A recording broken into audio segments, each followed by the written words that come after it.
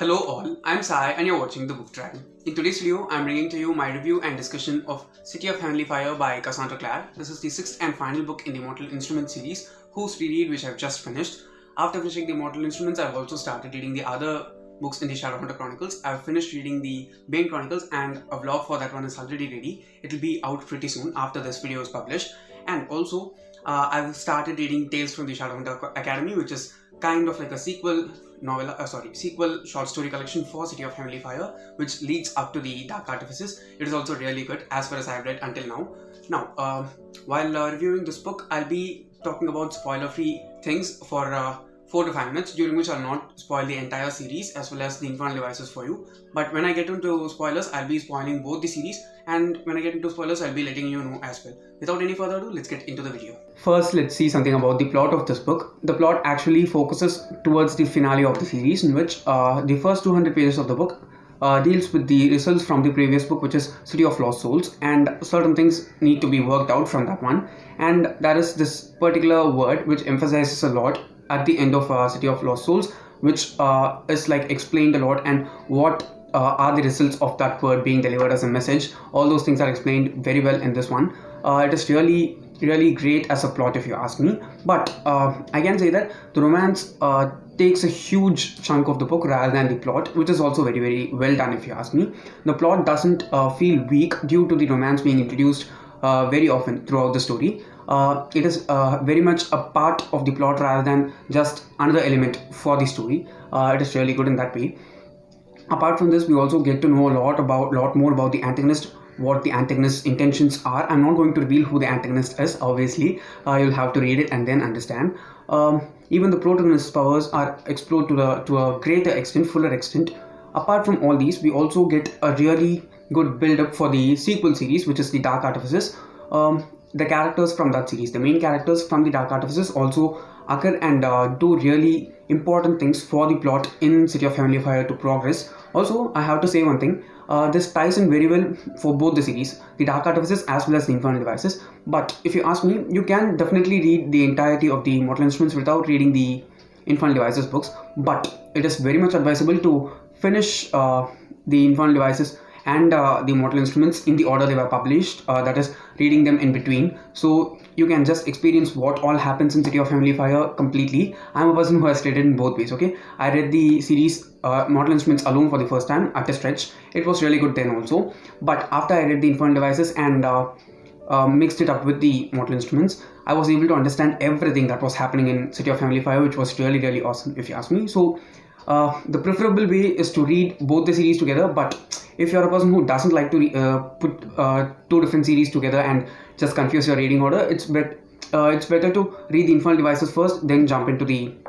Mortal Instruments, because reading the Mortal Instruments will spoil you for City of Heavenly Fire, for Clockwork Princess, but reading Clockwork Princess will not spoil City of Heavenly Fire for you, because it's really well done in that way. Moving on to the characters, we have all the 6 main characters of the actual series, that is Jace, Clary, Magnus, Alec, Isabel and Simon, all of them together. And I should say that each and every one of the 6 characters has really important roles to play throughout the book, okay?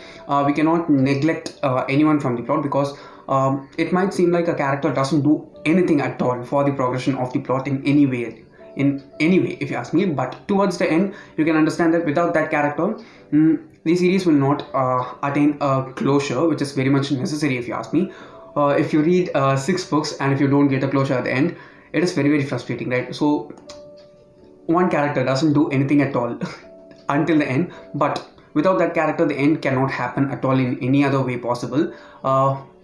It is really good in that way. There are also multiple losses within the series. I have to warn you for that.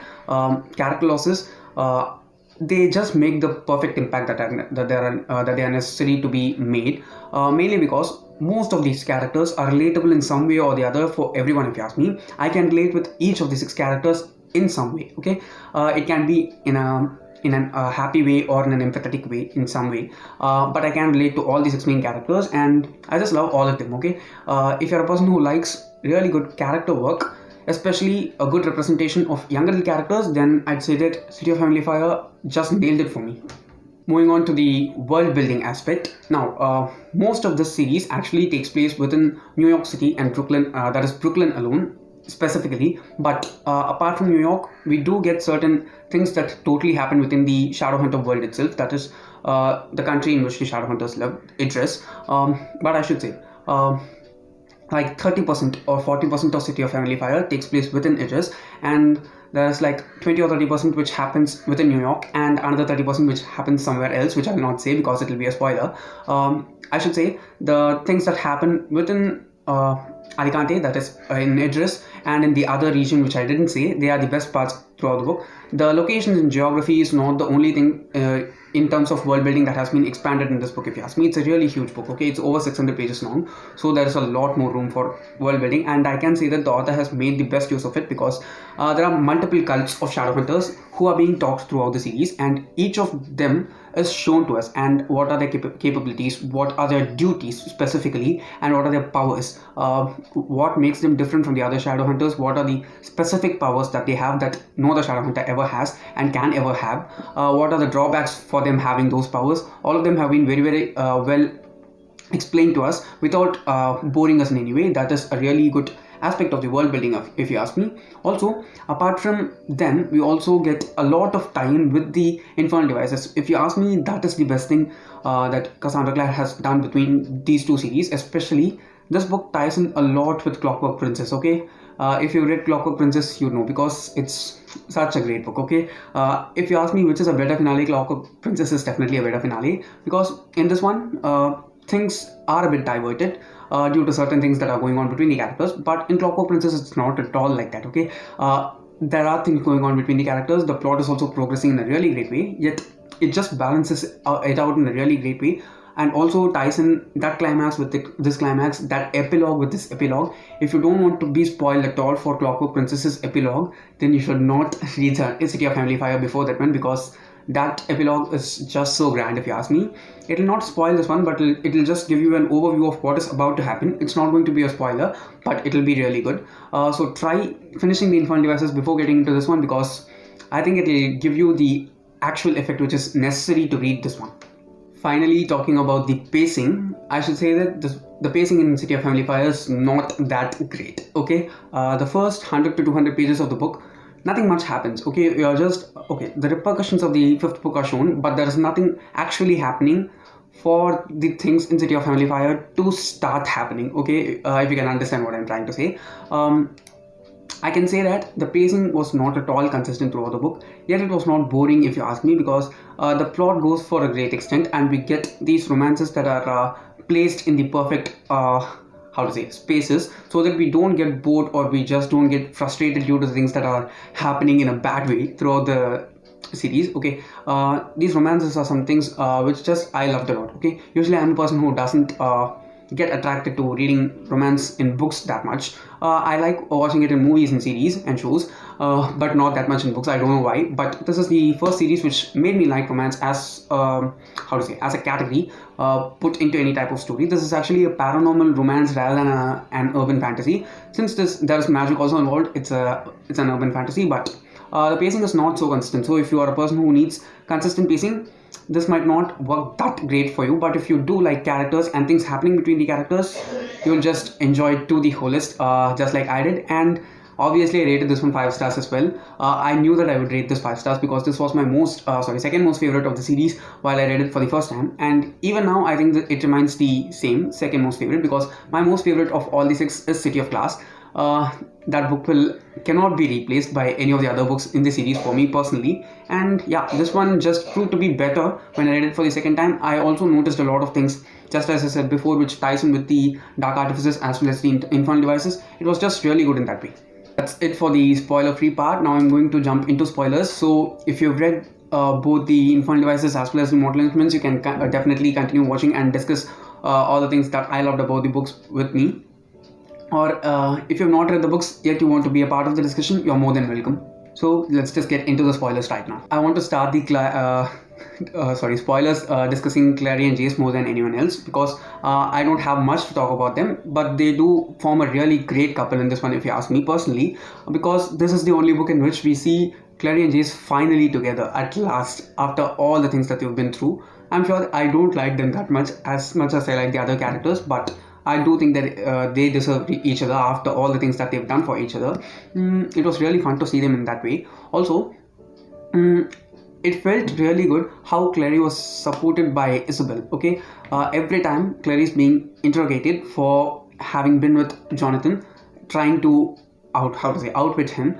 She's being interrogated by the Clave, and she's also kind of being on trials for multiple times. And Izzy is the only one who's with her by her side always, and she just takes care of Clary like a sister. Okay, it's like Clary's a little sister for Isabel, and it just keeps on being said by Clary and thought by Clary, which I just loved. Okay, I don't think Clary's a person who thinks that much about the help that she's received, but in this one, she just understands how much she means to Isabel because of the things that she's done for her family and her brothers.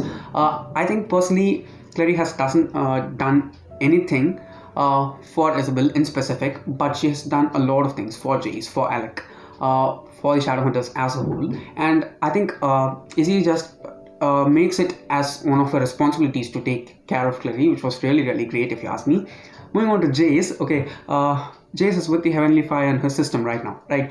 It was really interesting to see Jace trying to control the Heavenly Fire in multiple scenes. The first scene in which they are in Central Park and Jordan is helping him to practice meditation, which is a really good practice, yet it doesn't interest Jace that much. When he asks what gives Jace calmness, Jace says that violence or weapons give me calmness, which is not at all an appropriate answer for saying. And I just loved most of the dialogues of Jace in this one, because I know Jace is a really sarcastic person. Okay, he's like a blonde Chandler Bing if you ask me, and it was really, really nice to see him in that way in this one rather than anything. In the last book, we don't get that much of the pure Jace flavor, right? I was not a big fan of Jace first time when I read the series. Towards the end, I started liking Clary, but not Jace at all. But this time, I should say that I don't like Clary that much towards the end also. But I do like Jace a lot. Of course, I like Alec also. But I've started liking Jace a lot because of the sarcasm and the goodness that he has within him. Yet he doesn't know how to express it in a proper way.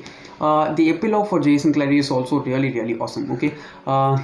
They both exchanged dialogues, right? Especially when Clary says about her cells multiplying every day and how each and every new cell is born after a cell dies, and each and every time a new cell is born, she starts loving Jace more. It was really, really wonderful to read. Okay, it's cheesy. Okay, it's cheesy and corny, but saying that open a thing to a person. She's just 16. They're both just 16, okay? It might even sound stupid, but it just sounded so genuine to me, and I just felt so happy. I didn't cry or anything. I didn't have happy tears, but I just felt so happy for the both of them ending up together at last. Also, when Clary meets Tessa in the epilogue, that was also a really good scene. And when Tessa gives Clary her codex, and finally when she finds out there's a Herondale who exists after Will, and she gives the Herondale ring to be passed on to Jace, and they realize that finally they don't have to ask the Iron Sisters to make a Herondale ring for them. It was really, really awesome in every way if you ask me, and I just loved it as a whole.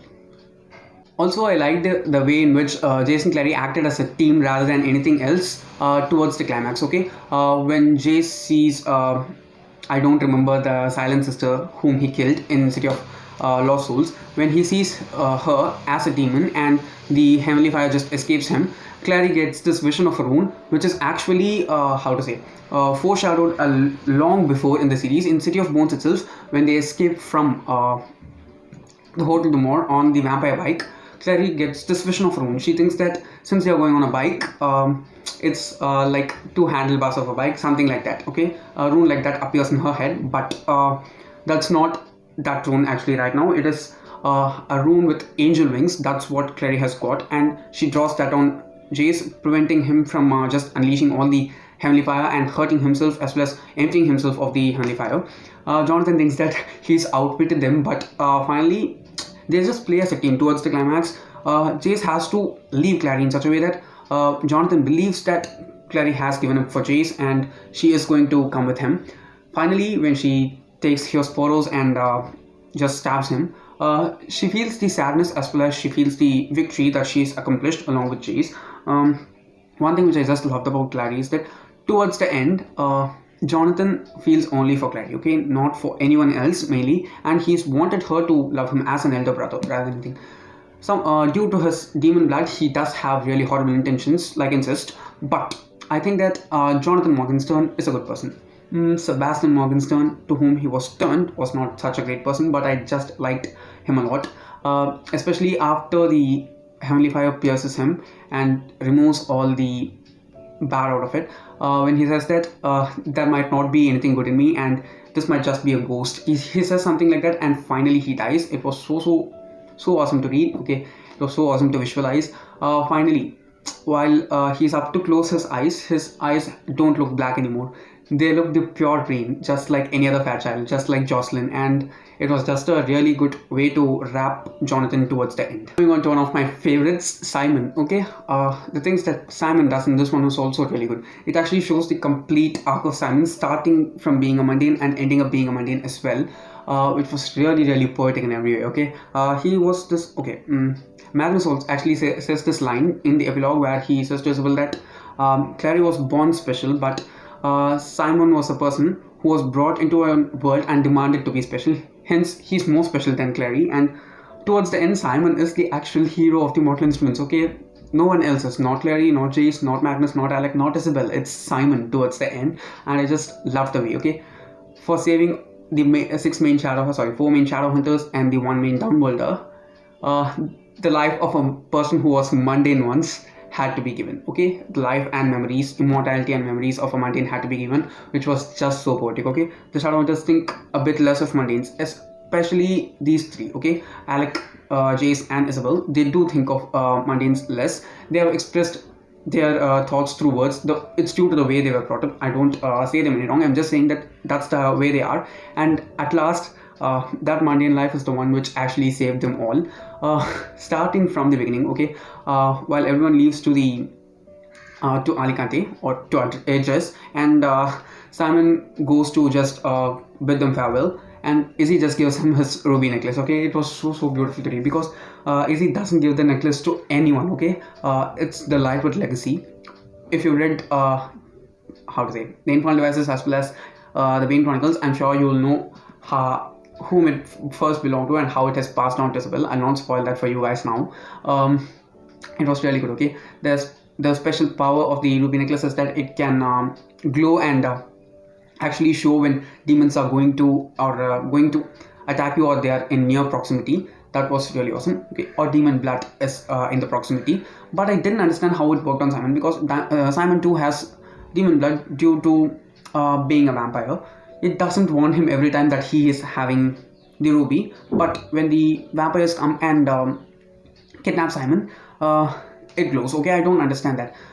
None of the vampires were like more powerful than Simon, because he's a daylighter. None of them else is. And when he's trapped by Maureen, he gets up and thinks that, oh, the wallpaper looks so cool with stripes and such, and it's not wallpaper, it's just iron bars. Okay, finally what happens, Raphael comes and saves Simon and takes him back to Idris in order to just complete his plan. Yet Raphael does help Simon after going to Idris. When they see Isabel coming off from a distance, Simon is just looking at Isabel. Okay, because they've been dating.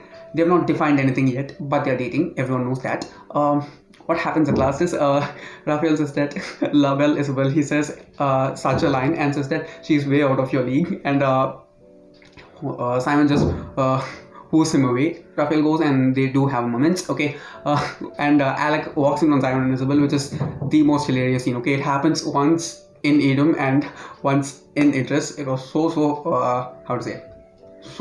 funny to read. The face of Alec, the words that he says. Okay, he actually says "my eyes" in Edom. It was really funny, as well as it just developed that cute relationship in a slow one, in a really proper way. If you ask me, I just loved them like that. Also, when Simon ends up drinking the drugged blood given by Raphael, and says that Raphael has been jealous of him the whole time, and he just goes on and blabbers in front of the Lightwood's house. It was just so awesome. I just loved the entire thing. Okay, towards the climax also in Edom, when all the blood is over and he has to feed on someone in order to survive, he's actually up to feed on Jace, but he cannot feed on Jace or Clary because of the he cannot feed on Jace because of the angel blood, because of the heavenly fire, and he cannot feed on Clary because he doesn't want to. Isabel is sleeping because he has given some of his blood to heal Isabel, which was an awesome scene. It was a beautiful, beautiful scene. And finally, Alec actually offers to give his blood, and Simon actually feeds on Alec. They have a really good talk. Okay, they have an in-law talk. If you ask me, it was really good. And after drinking, when they come, Jace asks Simon and Alec, "Walk of shame, boys," like that. And Simon and Jace, they just make fun of Alec, and it was so hilarious to read. Towards the end also, Simon just proved that he's a hero. Okay, no matter what happens, Simon proves that he's a hero towards the end, while he offers himself for Magnus instead of Magnus to Asmodeus, and just saves the day. He's such a good character. Okay, towards the end also, when he doesn't remember such many things, one line is something which just he remembers about Isabel the most, which is, "You are a heartbreaker, Isabel Lightwood." Okay, when he says this for the second time in the epilogue, okay, first time in the epilogue, but second time throughout the entire book, I was like genuinely at tears. I had to keep the book down. I had to take some I had to take like 5 minutes of break, then I had to continue because it was so overwhelming. It was so beautiful, so joyous, and I just loved the incredible adventure and journey that Simon had throughout this book. Moving on to my another favorite, okay, who's the pair of Simon, Isabel Lightwood. Okay, the best way to describe Isabel Lightwood is her name itself, Isabel Lightwood. Okay, every time she thinks of herself, in order to have strength, she doesn't think that I'm strong, I'm brilliant, I'm intelligent, anything like that. Okay, she just thinks that I'm Isabel Lightwood. That's the power of herself over her. Okay, I just loved it the entire time. One thing which makes me love Isabel a lot is that she just shows us how a person can love themselves more in order to make others respect them. Okay, the love you show for yourself is the way you're going to show others to love you. That's what Isabel actually depicts the whole time. She is the strongest. Okay, I think rather than Simon, Simon is a more caring character. He's like so down to earth to everyone, but Izzy knows her place. Okay, she knows how high she is, she knows how awesome she is, and she doesn't take crap from anyone at all at any instant. Yet she just keeps her ground, and she just saves everyone. Okay, she guards Simon by giving the ruby necklace, and the things that Izzy does for Alec, okay, in order to get him back to Magnus, she almost threatens and makes everyone call Magnus and leave him a voice message. There's this short story called The Voicemail of Magnus Bane in the Bane Chronicles. You should try that one.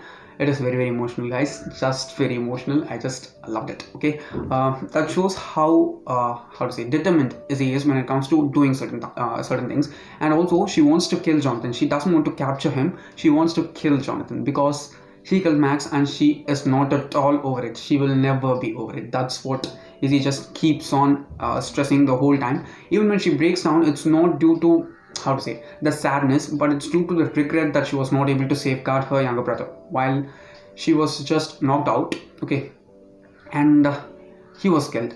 She thinks that his death is her responsibility and her deed, and she's just an awesome character. Okay, she just takes care of all her 3 brothers, including Jace, in the best way. She does many things to Clary just because she likes Jace and Jace likes her back. There are multiple things that she does for Clary just because Jace likes her, and she also wants to be Clary's friend because Simon also likes her because she's his best friend. There are like multiple things.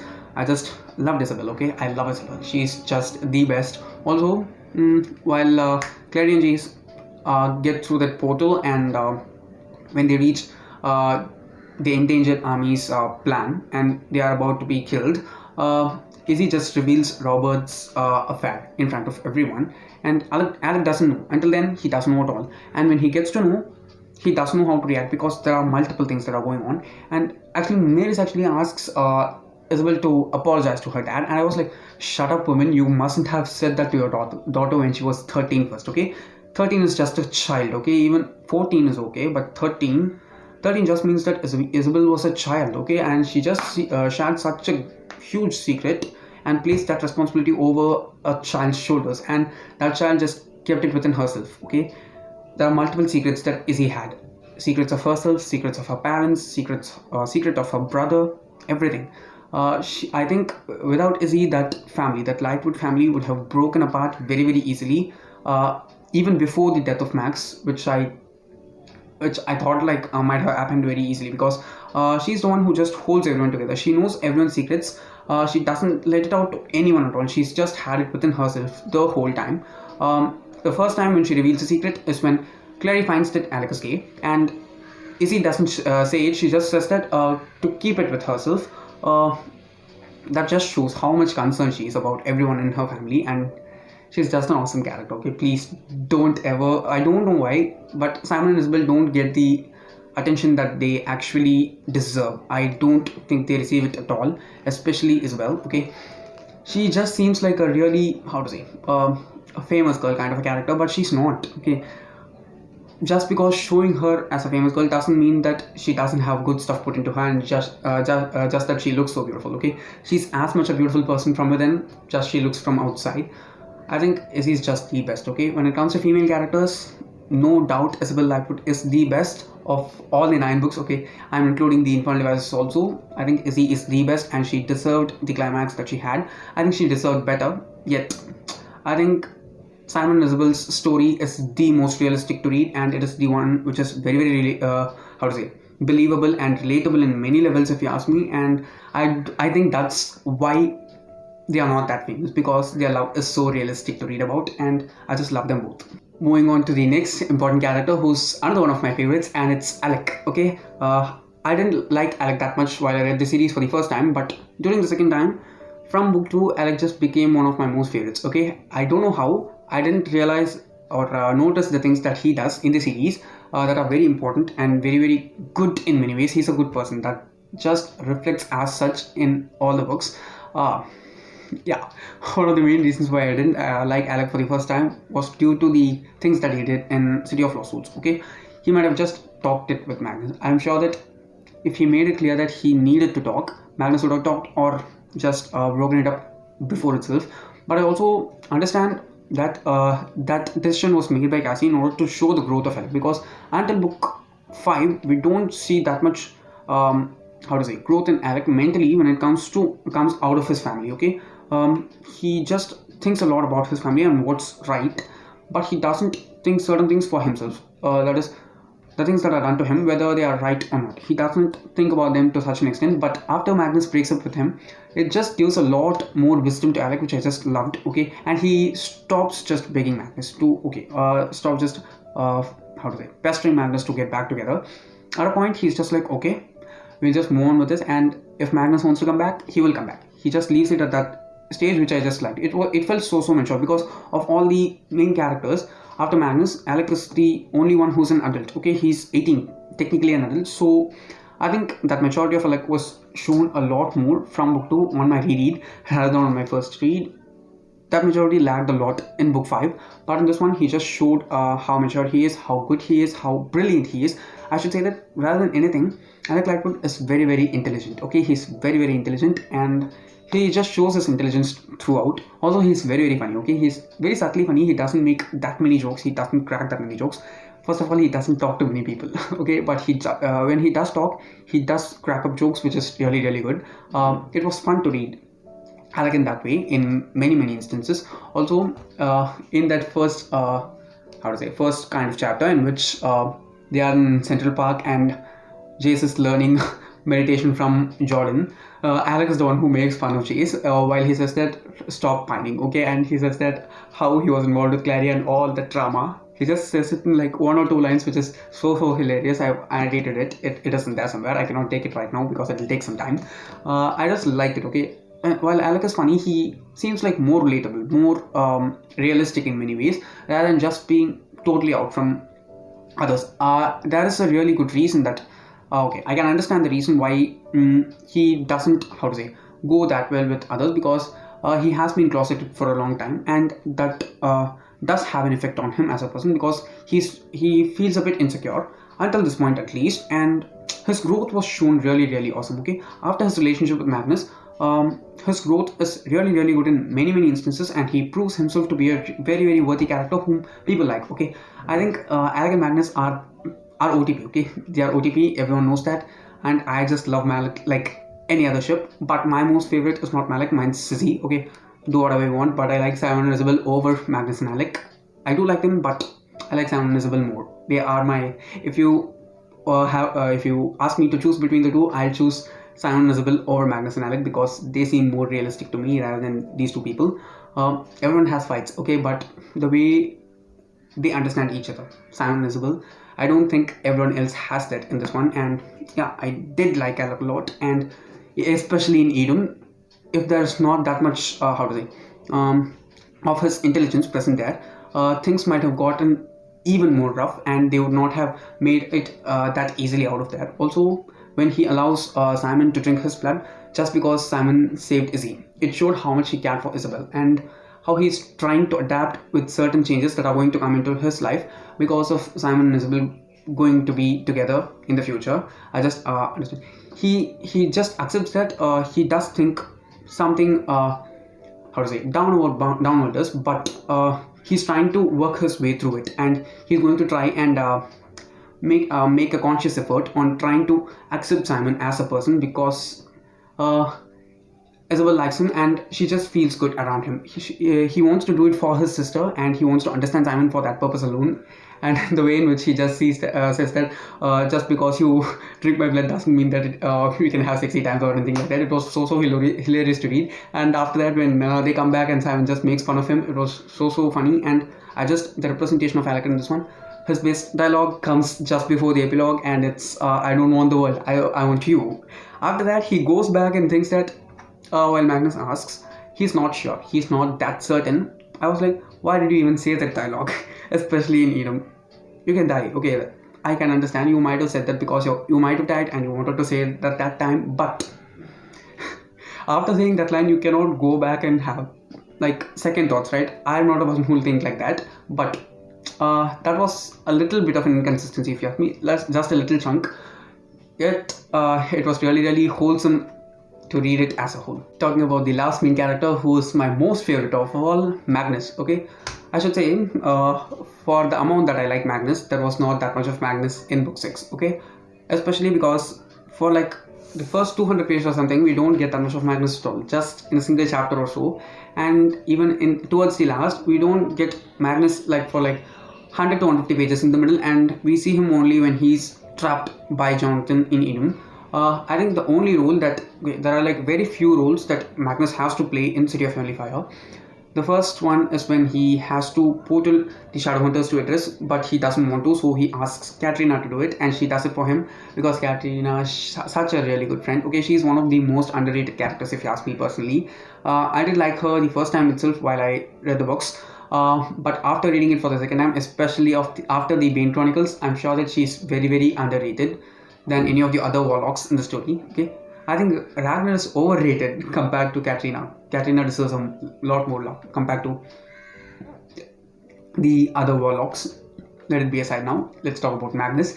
The first use that Magnus has is saving Clary. Okay, when they get back from the attack of the Endakend, Clary is totally unconscious because of the power that she's given in order to help Chase and save him.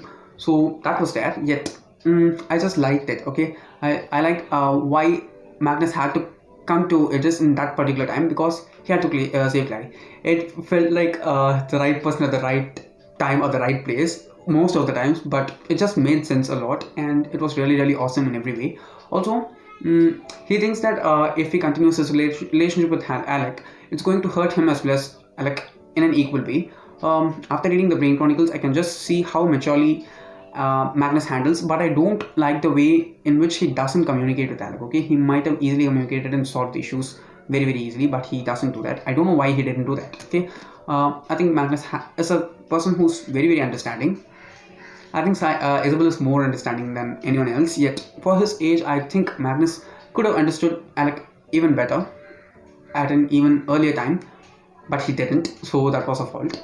I didn't like it when he was abducted by Melion. Okay, Magnus actually goes to his knees after drinking that wine, and it just felt so wrong to me. He's so old, he's such a good person, and he has to kneel in front of this fae. Okay, and he's not even a good fae, he's half fae. He can lie, so he's not even a full fae. I didn't like it. Okay, and towards the end, when he shows his love for Raphael, okay, he cares about Raphael because he's the one who brought him up. If you want to know Magnus and Raphael's connection, you should have read the Bane Chronicles. I just get an even more better comprehension of Raphael and Magnus's relationship after reading the Bane Chronicles. I should also say that it's one of my most favorite stories from the Bane Chronicles. It was really good. Okay, and I just loved it. Okay, they are just perfect, especially towards the end when Raphael actually decides that he's going to stab Magnus, but he's not going to because he owes him his life. And finally, he gives up his life for saving Magnus. It was so good. Okay, it was so how to say, beautiful to read. The final purpose of Raphael being alive for 6 books as a whole was revealed because he has to save Magnus towards the end, which was really poetic in every sense, if you ask me. And also, Magnus actually summons Asmodeus in order to save other people. He's okay with dying, but he doesn't want to make others die just because he could not do a thing that he doesn't want to do. I just understood, I just appreciated Magnus a lot for that one because he knows that he is going to suffer a lot after calling Asmodeus, yet he does it for saving all the other people. Eternally, he doesn't sacrifice himself. Simon does it in place of Magnus. He just seals the deal. Yet, I just like the way in which Magnus finally offered his life. Okay, after being through all the shit that Shadowhunters have put him through, except for one Shadowhunter alone, he does it all for Alec. Okay, if not for Alec, I'm sure that Magnus would not have involved himself in any of these. Alec and Clary also, because he also brought her up as a child, also for Jace because he's a Hairndale, multiple things. Okay, but I just liked it as a whole. And towards the end, when he triggers the memories of Simon so that he starts to remember the Shadow World, it was also really awesome in every way. The epilogue, just also before the epilogue, when he gives Alec that notebook in which he has written some highlighted parts of his life as a story, it was really interesting to read. I thought that that notebook was going to be the Bane Chronicles and it would start with "Hi Alec," okay, or "Hey Alec," something, okay, "My dear Alec," something like that. He writes something in that note as the first line. I thought that the Bane Chronicles will start like that, but it didn't. So if you have expectations like that one, please don't, because the Bane Chronicles is not the notebook which Magnus gives to Alec. It's a different thing. This is a different thing, but I'm sure that they'll have many times together, and it was really good to read about Magnus because he didn't have much of a role to play, but I think he did his part very well in this one as well. Talking about the other characters, I like the inclusion of Maya and Jordan, and Maya becoming the representative of the werewolves towards the end. Also, I liked the role of Lily in order to kill Maureen and take power over the vampires, and she was really clever. I just liked it a lot. The series ending up with such hard rules towards the end, and I think that that's going to cause like huge problems in the Dark Artifices. I do think it's going to happen because they've also abducted the Blackthorns. Especially Helen is going to that island in order to study wards and something. It's just bullshit, okay? She's Shadowhunter as well, so they'll have to treat Helen as a Shadowhunter, but they don't. Apart from these, I also like the main characters from the Dark Artifices, especially Emma Castis. Okay, I like her as a child itself. I can't believe that how much I'm going to like her in the Dark Artifices. Let's just wait and see. Also, the relationship between Julian and Emma, they are going to be parvati and they are going to fall in love. I think that's what's going to happen in the Dark Artifices. I'm not sure, because every love that I've seen in the 2 main series is in some way or the other forbidden, because in this one they are said to be brother and sister, hence it's actually kind of incest. And in the other series, it's like 2 best friends falling for the same girl and the same girl falling for both of them, yet they are just perfect for each other, all the 3 of them, because they love each other. I think these 2 are different types of romance, and parvati romance is not allowed. Okay, it's against the rules for the Shadowhunters. I think that's what is going to be the check for the Dark Artifices, and I'm very much excited to get into it. Also, all the Blackthorn children. Okay, I'm not even going to. I don't even think I can remember all the 7 names put together because it's so confusing. I can remember Julian, Tiberius, Helen, Mark. Yeah, just 4 of them. I don't remember the rest 3. I don't even know whether they are a boy or girl. It's so confusing. I don't know how I'm going to read the Dark Artifices. I think I'll have to write notes and keep and remember stuff like that. Let's just wait and see how it's going to go. But I think that it will be pretty better than both the series, because the Mortal Instruments was good, the Infernal Devices was excellent, and I do think that the Dark Artifices is going to be even better than this one, because in the graph that I am seeing, in which Cassie writes her books, each and every series just gets better and better. So obviously, I do think that the Dark Artifice is going to be better. Last is going to be better than the Dark Artifices, and the last one, what's that? The Wicked Powers is going to be the best of all. Also, we have the Eldest Curses, which I should read, but I'm planning to read it after I read the Dark Artifices. Also, I have to tell you guys one thing. I've finished this one. I'm going to read. I've finished the Bane Chronicles as well. So that review will be out pretty soon. Also that vlog. After that, I've started reading Tales from the Shadowhunter Academy. After finishing Tales from the Shadowhunter Academy, I'm going to jump into the Last Stars, because Chain of Iron is coming out in just 2 more months. So I'll finish Chain of Gold and I'll read Chain of Iron while it's released. And I'll put a pause on that series, because there will be no more books to read in that series. And after that, I'm going to start the Dark Artifices, finish it. After finishing the Dark Artifices, in between I have to read, between books 2 and 3 of the Dark Artifices, I think I have to read Ghost from the Shadow Market in order to process it well. And after finishing all these 4, I'll be moving on to the Eldest Curses and reading Red Schools of Magic first, and then the Lost Book of the White. I think by the time I finish all these books, the final book in the Eldest Curses will also be out. Let's just hope it happens, and I just hope it happens, please. I want that to happen, because I want to binge Malik's series quickly, and I just want to enjoy it the whole. Let's just wait and see if I'm going to like it or not. Yeah, that's it for today. If you did enjoy watching today's video, and if you have read the Mortal Instruments and the Infernal Devices, please do let your thoughts down in the comments, because I'd like to know them and I'd like to chat with you guys. And yeah, that's it for today. If you did enjoy watching today's video, don't forget to give it a thumbs up and also share it to your friends. If you want to get more content from me, do subscribe to the channel, because I publish new videos every Sunday, Tuesday, Thursday and Saturday. Thanks for watching and have a great rest of your day.